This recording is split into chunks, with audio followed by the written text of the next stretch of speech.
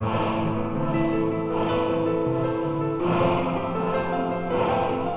will.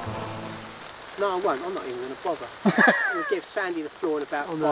No, yes you are. Come on. Shy Sandy, go on. Don't be shy. He's a friend. I'm not gifted with the same ability of... I waffle about rubbish and tangents. I've already been conformed.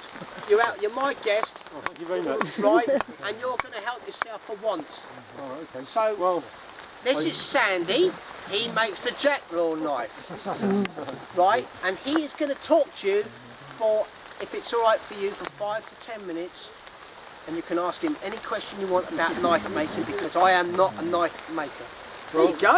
It all started, I always wanted a bushcraft knife, and I always wanted the Ray Mears knife, and looked on his website and I could see it was rather expensive and it was a long waiting list, and I thought, well, wouldn't it be nice to have a knife that I made myself.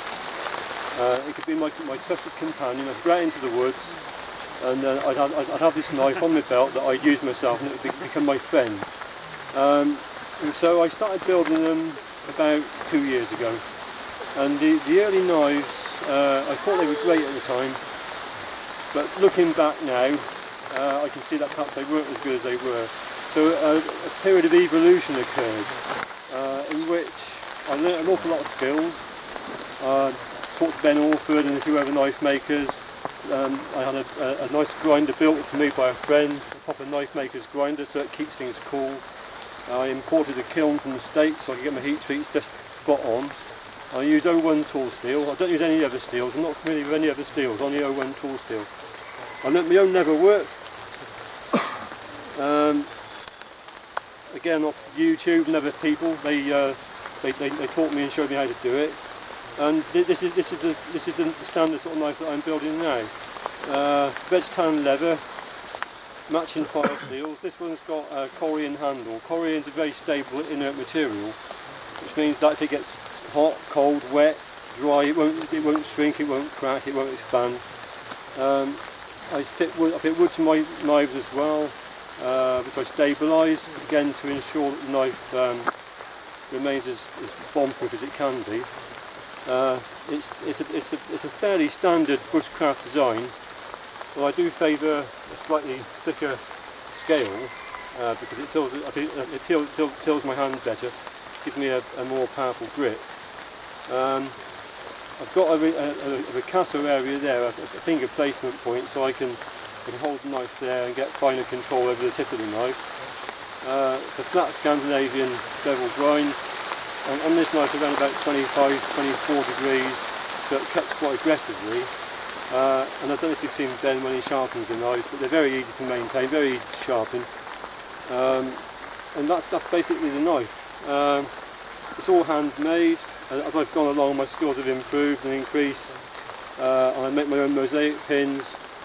And I'm quite a perfectionist. In fact, I thought my last boss was the worst boss I'd ever had. And I was glad when I lost my job through being made redundant.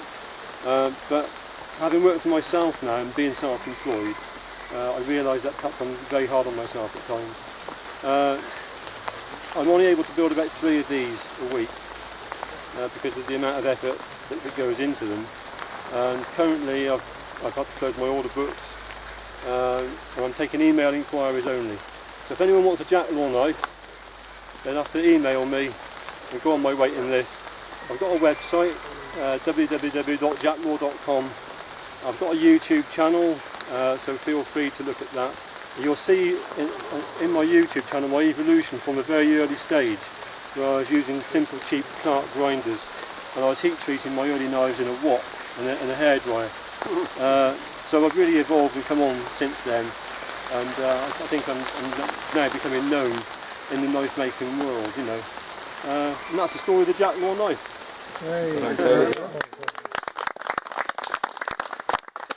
I like to give everyone a chance. Thanks, so Doctor. I thought, no, you are very good at what you do. Could I have a look at it before you pop it back on? Yeah, So, please, yeah.